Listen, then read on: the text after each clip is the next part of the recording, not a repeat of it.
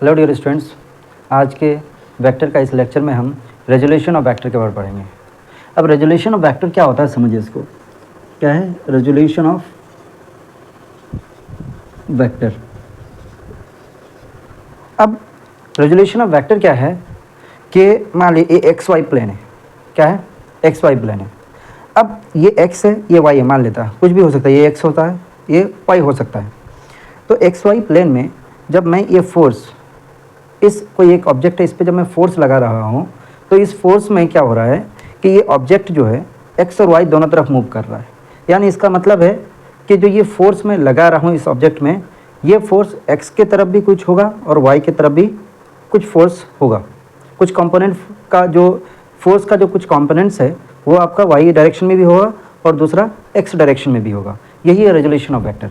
तो कितना component x के तरफ में होगा, यानी जो इतना फोर्स आपने लगाया, रिजल्टेंट जो फोर्स लगा रहे हैं किसी एंगल पे, कितना कंपोनेंट उस फोर्स का एक्स की तरफ लग रहा है, कितना वाई की तरफ लग रहा है, यही है रेजोल्यूशन ऑफ वेक्टर। तो देखिए, तो रेजोल्यूशन ऑफ वेक्टर में क्या है, देखिए कि ये एक्स है, ये वाई है। मान लेते हैं कि यहाँ से मैंने फोर्स लगाया इस डायरेक्शन पे, ये है एफ, ये एंगल क्या है, थीटा। तो अब यहाँ से ये देख रहे हैं कि जब इस बॉडी पे हम फोर्स लगा रहे हैं तो ये क्या हो रहा है, एक्स की तरफ भी मूव कर रहा है और वाई की तरफ भी मूव कर रहा है। तो इसका मतलब है कि इस फोर्स का कुछ पोर्शन एक्स डायरेक्शन में भी होगा और कुछ वाई डायरेक्शन पे भी होगा। जैसे कि अगर मैं सिर्फ एक ऑब्जेक्ट को यहाँ पे रख के सिर्फ ऐसे खींच दूँ, इसको पुल करूँ, ऐसे मैं इसको ऐसे करके पुल कर रहा हूँ, तो क्या होगा, सिर्फ ये एक्स डायरेक्शन पे मूव करेगा, वाई डायरेक्शन पे ये मूव नहीं करेगा। क्यों? क्योंकि जो फोर्स है वो सारा के सारा क्या है, एक्स डायरेक्शन पे है।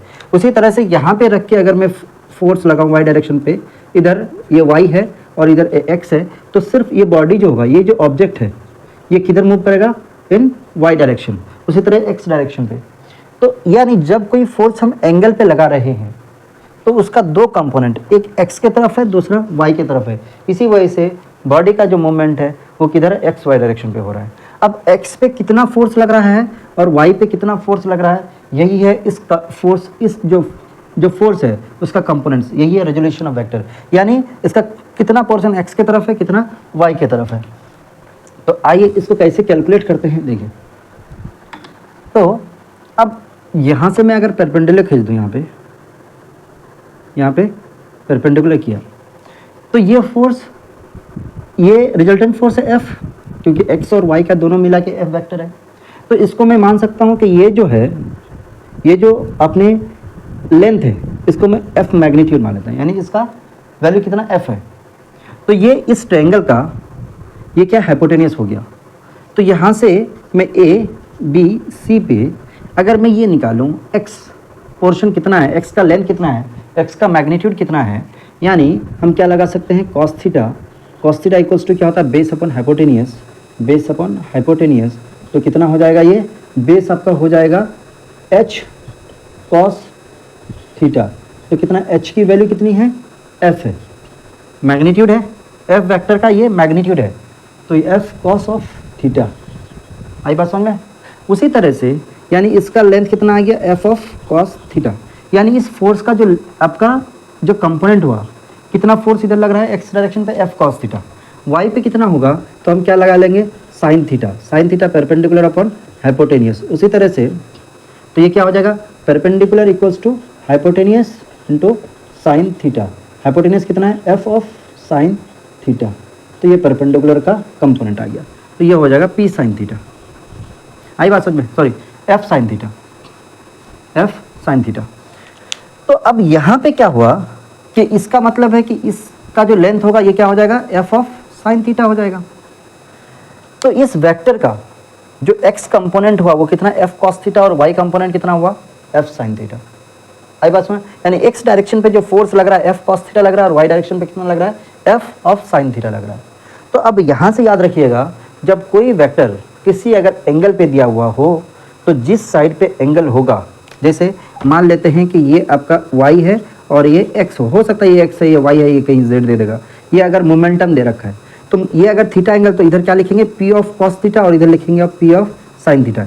यानी जो ये फोर्स है यहाँ पे, जो ये मोमेंटम है या यहाँ पे जो फोर्स है, इसके दो कंपोनेंट अगर दोनों कंपोनेंट एक दूसरे के परपेंडिकुलर है, किसी फोर्स का अगर उसका कंपोनेंट में हम रिजॉल्व करें तो दोनों कंपोनेंट क्या होगा, आपस में एक दूसरे के परपेंडिकुलर होगा, आपस में एक दूसरे के परपेंडिकुलर होगा।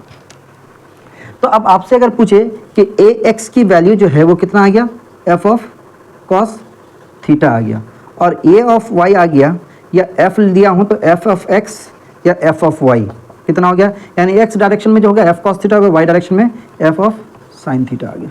ये बात समझ में आई, क्लियर है। तो हम किसी भी वेक्टर को दो कंपोनेंट में बांट सकते हैं, उसका अगर आपको मैग्नीट्यूड पता हो और एंगल पता हो तो, क्लियर है। तो आइए हम एक क्वेश्चन इस पे आपको कराने की कोशिश करते हैं, जिससे और कॉन्सेप्ट क्या होगा क्लियर हो जाएगा आपको।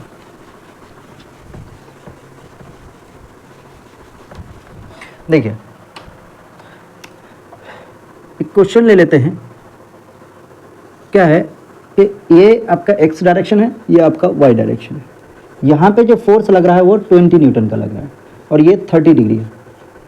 आपको ये बताना है कि एफ ऑफ एक्स कितना है, यानी एक्स डायरेक्शन में फोर्स कितना है, वाई डायरेक्शन में फोर्स कितना है, या एफ ऑफ एक्स वेक्टर यानी एक्स डायरेक्शन पे जो वेक्टर होगा वो कितना होगा, और वाई पे कितना होगा एफ वेक्टर यानी फोर्स का जो वेक्टर यानी कंपोनेंट्स होगा वेक्टर फॉर्म में वो कितना होगा, उसका मैग्नीट्यूड कितना होगा एफ का, उसके बाद टेन थीटा। ये सब क्वेश्चन आपको आ सकता है। ये सारा 1 बाय 1 देखेंगे, स्टेप बाय स्टेप देखिए। मैं क्या बताया कि जब भी कोई वेक्टर किसी एंगल पे दिया होगा, थीटा पे दिया होगा, जिस एक्सिस के साथ यानी यहाँ पे एक्स एक्सिस के साथ एंगल कितना दे रखा है, 30 डिग्री दे रखा है। तो जब ये 30 डिग्री दे रखा है तो जिधर थीटा होगा उधर कौन सा कंपोनेंट होगा, कॉस थीटा होगा। तो यानी इस डायरेक्शन पे क्या हो जाएगा, 20 of cos theta, 20 of cos 30 degree, और इधर कितना हो जाएगा 20 का साइन 30 डिग्री। तो एक्स डायरेक्शन में बताइए कितना हो गया फोर्स, एफ ऑफ एक्स कितना हो जाएगा 20 ऑफ कॉस 30 डिग्री। तो कितना होगा 20 कॉस 30 की वैल्यू 1/√3/2, कॉस 30 की वैल्यू कितना होता है √3/2, तो ये हो जाएगा 10। तो यानी एफ ऑफ एक्स जो आया वो कितना है 10√3 न्यूटन आ गया। यूनिट क्या है, न्यूटन। उसी तरह से एफ ऑफ वाई कितना होगा बताइए, 20 ऑफ इधर क्या होता है ए, अगर कॉस थीटा इधर साइन थीटा होगा, किसका 20 का साइन थीटा, तो 20 ऑफ साइन 30 डिग्री। तो कितना हो जाएगा एफ ऑफ वाई 20 साइन 30 की वैल्यू 1/2 10 हो गया। तो एफ ऑफ वाई कितना हो गया 10 न्यूटन आ गया।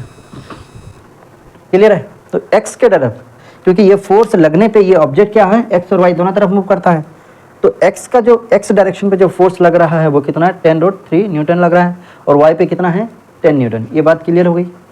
अब आते हैं ये वेक्टर फॉर्म में लिखना है। तो वेक्टर फॉर्म में हम कैसे लिखते हैं, आपको ये यूनिट वेक्टर जब पढ़ाएंगे तब समझ में आएगा। तो यहाँ से ये क्वेश्चन हम बाद में डिस्कस करते हैं। उसके बाद आते हैं कि एफ का मैग्नीट्यूड कैसे निकालते हैं, एफ का मैग्नीट्यूड कैसे निकालते हैं।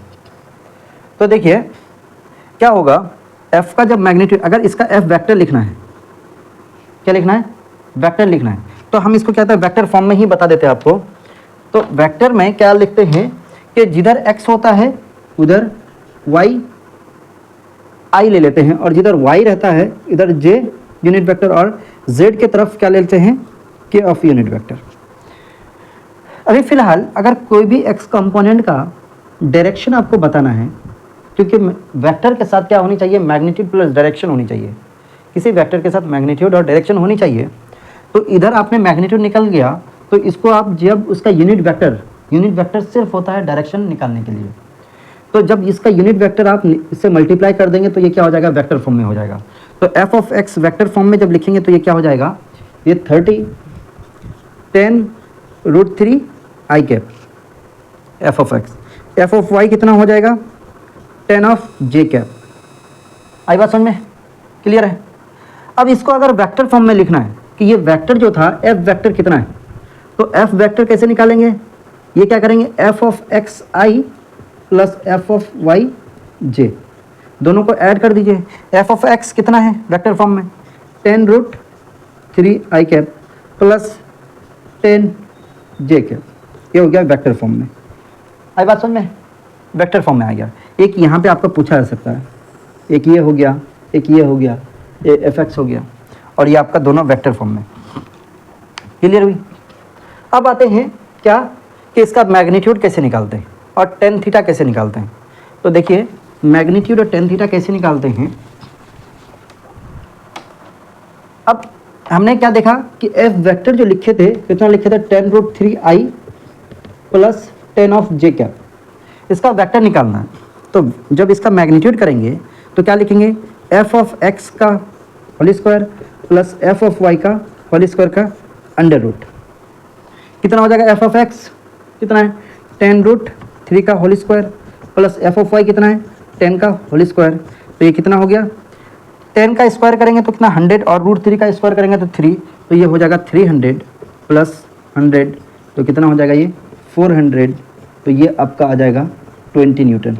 तो इसका मतलब ये हुआ कि इस कंपोनेंट को एफ एक्स को और एफ वाई को जब दो वेक्टर आपस में परपेंडिकुलर होता है, तो मैंने बताया था स्पेशल केस में, तो उस केस में क्या करते हैं, A square plus B square का अंडर रूट करते हैं। तो वही तो क्या, एफ एक्स यानी A X plus A Y, F X का whole square plus F Y का होल स्क्वायर का अंडर रूट, क्योंकि plus 2ab cos theta cos 90 की वैल्यू 0। क्लियर है? तो यानी कितना होना चाहिए दोनों को जोड़ के 20 न्यूटन आ गया। और क्या है आपका, क्या निकाला, टेन थीटा। अब टेन थीटा को निकालने के लिए क्या करते हैं, देखिए यहाँ पे आपको मैं बता देता हूँ टेन थीटा कैसे निकालते हैं, यहाँ तक समझ में आई। तो टेन थीटा का जो वैल्यू होगा F of Y upon F X हो जाएगा।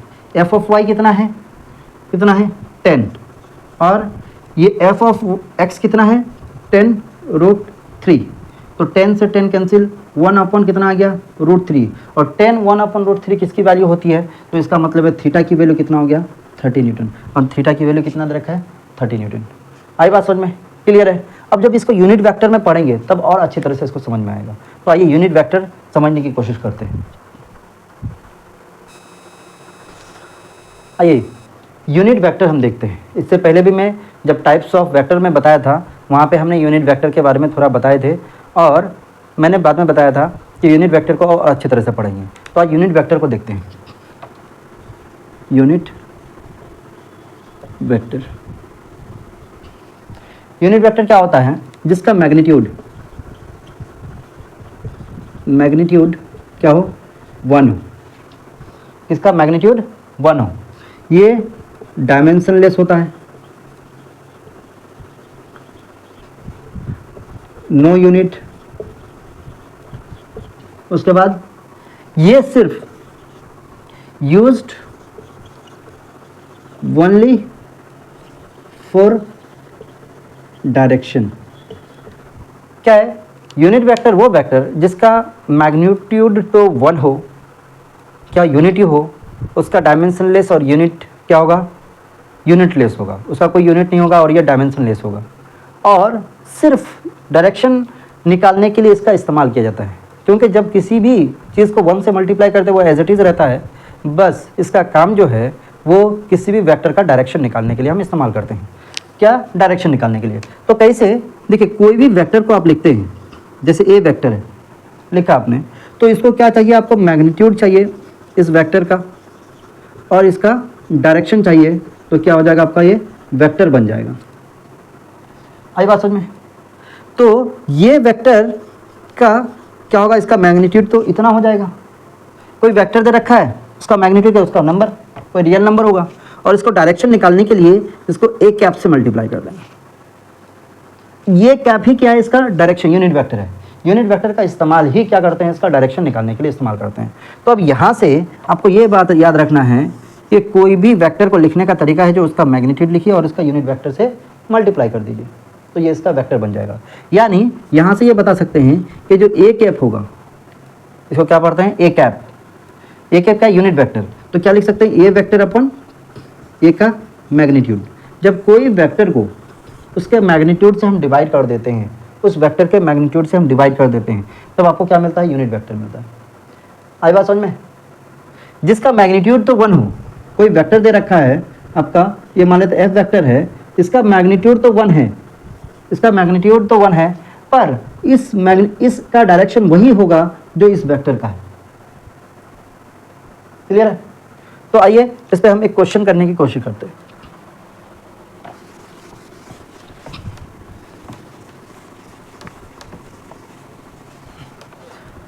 क्या क्वेश्चन, कोई वेक्टर दे रखा है,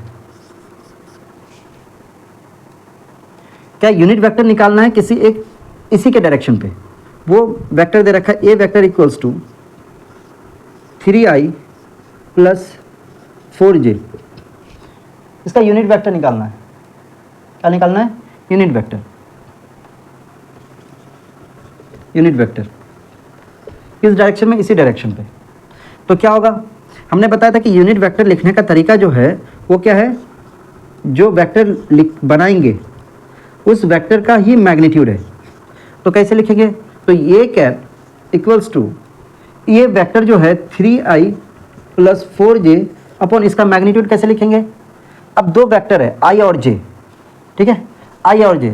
तो हम क्या इसका जब मैग्नीट्यूड निकालेंगे तो क्या करेंगे, अंडर रूट ऑफ ये x है तो 3 का x स्क्वायर, 3 का स्क्वायर प्लस 4 का स्क्वायर, तो ये कितना हो जाएगा 5। तो 5 से हम डिवाइड कर देंगे। तो इसको ऐसे भी लिख सकते हैं या इसको ऐसे भी लिख सकते हैं, 3/5i प्लस 4/5j, ये इसका यूनिट वेक्टर आ गया। अब बात समझ में क्लियर है। यूनिट वेक्टर को और पढ़ते हैं कि यूनिट वेक्टर और क्या है, कैसे इसको हम कार्टेशियन फॉर्म में लिख सकते हैं।